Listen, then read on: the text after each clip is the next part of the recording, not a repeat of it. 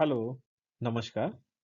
आज हम बात करेंगे 55वें नेशनल सेफ्टी डे की, जो कि 4 मार्च 2026 को मनाया जाएगा। प्रत्येक वर्ष नेशनल सेफ्टी काउंसिल इसके लिए थीम देता है। इस साल का थीम है engage, educate and empower people to enhance safety, यानी लोगों को जोड़ना, सिखाना और सशक्त बनाना ताकि सुरक्षा को और बेहतर बनाया जा सके। इसका मकसद है कि हर व्यक्ति को, चाहे वर्कर हो या मैनेजर, वर्क प्लेस पर सेफ्टी को अपनी जिम्मेदारी समझे। सिर्फ नियमों का पालन नहीं, बल्कि एक सेफ्टी कल्चर को डेवलप करें। इसको हम ऐसे भी समझ सकते हैं कि अगर किसी मैन्युफैक्चरिंग प्लांट में वर्कर्स को मॉक ड्रिल में एक्टिवली शामिल किया जाता है, उसे ट्रेनिंग भी दी जाती है और उसको अनसेफ कंडीशंस पर रोक लगाने का पावर भी है, तो यही है engage, educate and empower people का असली मसला। मतलब आइए समझते हैं।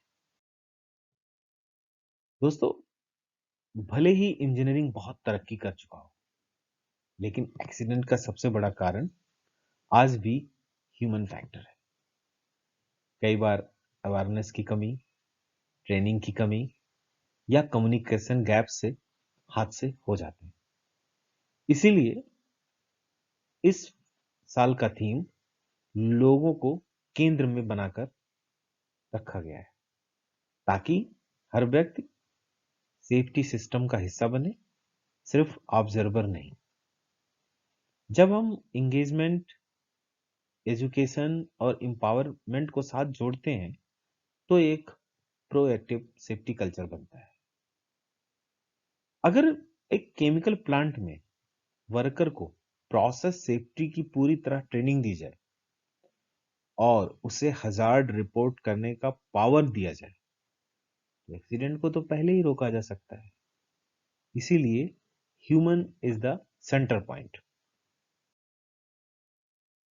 अब बात करते हैं ह्यूमन एलिमेंट की, यानी इंसान की भूमिका की।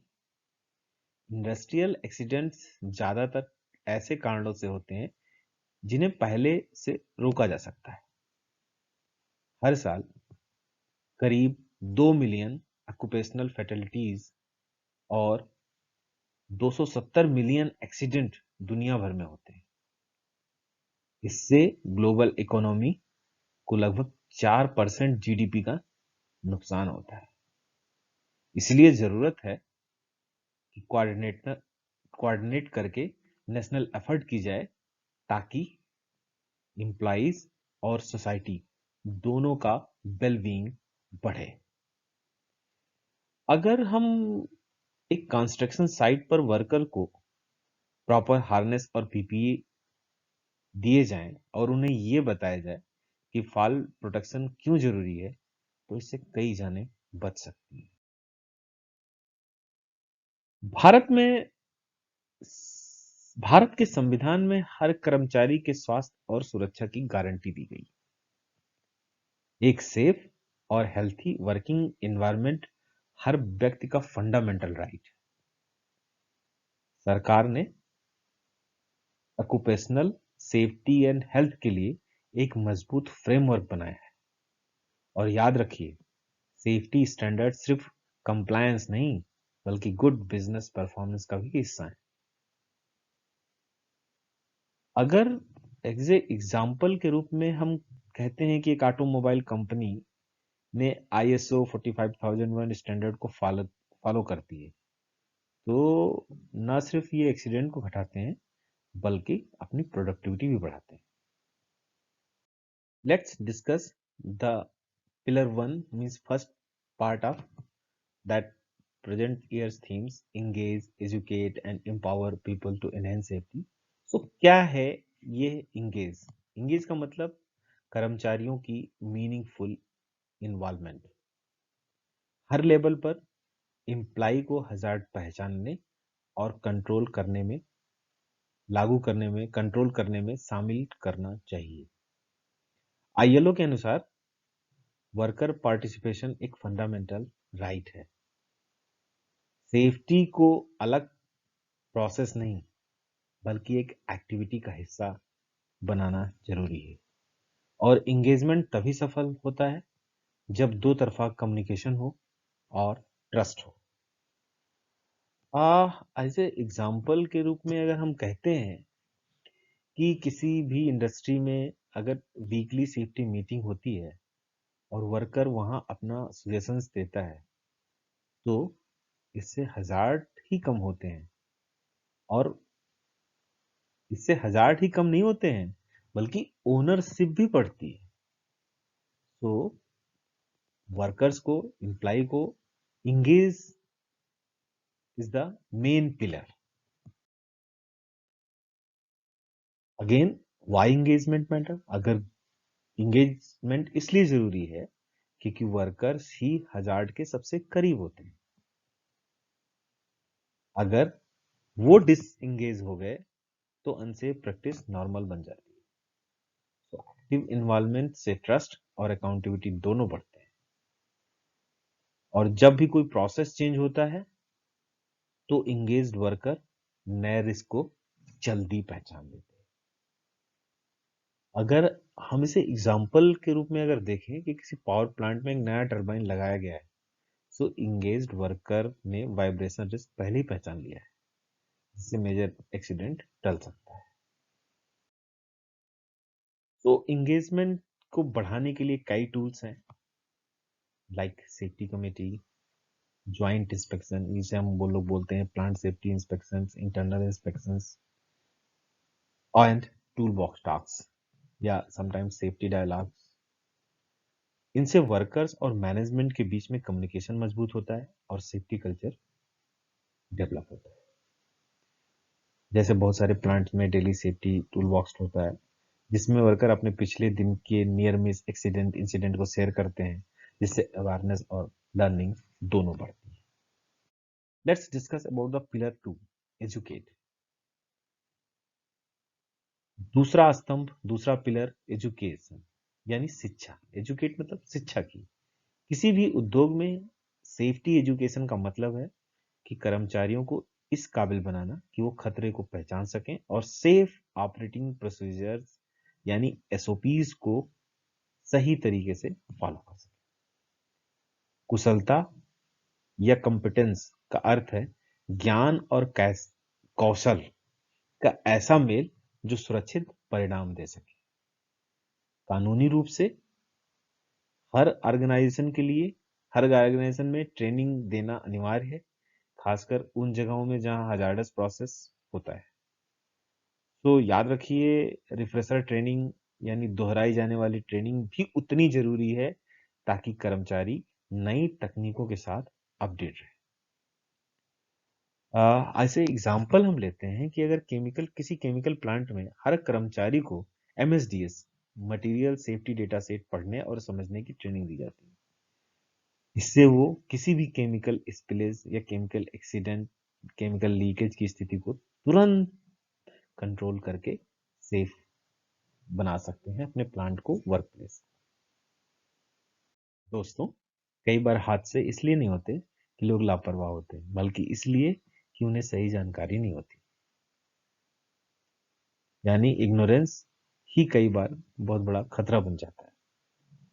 तो नई टेक्नोलॉजी के आने से, नए केमिकल्स के आने से बहुत सही न्यू हैजार्ड्स आ गए हैं।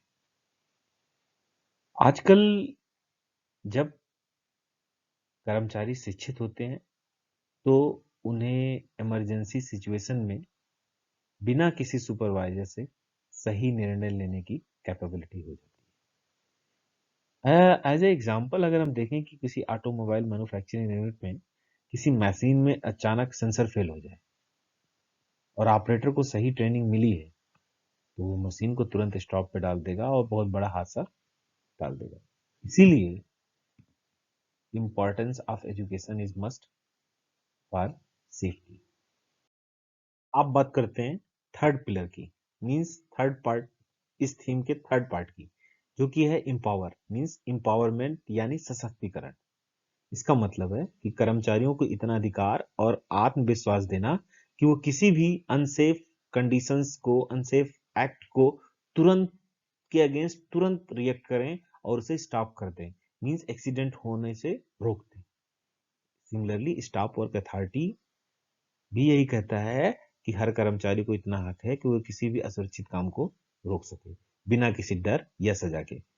सेम चीज ISO 45000 भी यही कहता है कि किसी भी वर्कर्स को इतना हक होना चाहिए, इतना पावर होना चाहिए कि किसी बिना डर, बिना सजा के इंसिडेंट को रिपोर्ट कर सके। तो यही कहा गया कि एम्पावर्ड वर्कर ही एक सिर्फ वर्कर ही नहीं रहता, बल्कि वो एक सेफ्टी लीडर बन जाता है। एग्जाम्पल अगर हम कहें कि कंस्ट्रक्शन साइट पर अगर कोई मजदूर देखता है कि इसका फोल्डिंग सही से नहीं लगी है, तो वो स्टॉप वर्क अथॉरिटी का यूज करके काम को रोक सकता है। इससे न सिर्फ उसकी पूरी टीम और किसी बड़े हादसे को टाला जा सकता है। कई बार डर ही सबसे बड़ा दुश्मन होता है। फियर ऑफ ब्लेम या डिसिप्लिनरी एक्शन के कारण वर्कर्स इंसिडेंट या एक्सीडेंट्स की रिपोर्ट नहीं करते हैं। लेकिन एक ब्लेम फ्री कल्चर यानी दोषारोपण वाली संस्कृति वर्कर्स को खुलकर बोलने के लिए प्रेरित करती है, जिससे इंसिडेंट को रोका जा सकता है। ऐसे वर्कर्स को पहचानना और उन्हें रिकॉग्नाइज करना मीन्स अवार्ड देना, पुरस्कृत करना चाहिए। और याद रखिए, सुरक्षा सिर्फ मैनेजमेंट की ही नहीं, हर व्यक्ति की जिम्मेदारी है। अगर हम एग्जाम्पल के रूप में कहें कि एक स्टील प्लांट में एक कर्मचारी को गैस लीक की शुरुआती गंध महसूस होती है, तो वो तुरंत रिपोर्ट किया, जिससे क्या होता है, पूरी यूनिट को समय रहते खाली करा लिया गया और बहुत बड़ा हादसा टल गया। आप समझते हैं कि ये तीनों pillars engage, educate and empower एक दूसरे से कैसे जुड़े हैं। अगर इंगेजमेंट है लेकिन एजुकेशन नहीं, तो भागीदारी तो होगी पर जानकारी नहीं। अगर एजुकेशन है और एम्पावरमेंट नहीं, तो ज्ञान तो होगा पर कार्यवाही नहीं। अगर एम्पावरमेंट है लेकिन इंगेजमेंट नहीं, तो व्यक्ति अकेला पड़ जाएगा। जब ये तीनों साथ आते हैं, तो वर्कर ना सिर्फ हैजार्ड को, खतरे को पहचानता है, बल्कि तुरंत सही कदम भी उठाता है। अगर एक फार्मास्यूटिकल कंपनी में कर्मचारी को, वर्कर्स को हजार्ड आइडेंटिफिकेशन की ट्रेनिंग दी गई है और उसे सेफ्टी कमेटी में शामिल किया गया है और साथ ही साथ उसे स्टॉप वर्क अथॉरिटी का अधिकार भी दिया जाता है, तो नतीजा 0 एक्सीडेंट हासिल होता है। तो ये था हमारा आज का विशेष नेशनल सेफ्टी डे 2026 के अवसर पर। याद रखिए, सेफ्टी कोई विकल्प नहीं बल्कि एक आदत है। अगर हम इंगेज, एजुकेट और एम्पावर तीनों पर ध्यान दें, तो हर वर्क प्लेस को हम 0 हार्म जोन बना सकते हैं। किसी भी जानकारी के या सुझाव के लिए प्लीज कॉन्टेक्ट अस। सुरक्षित रहें, सतर्क रहें, क्योंकि safety first is safety always. Thank you so much.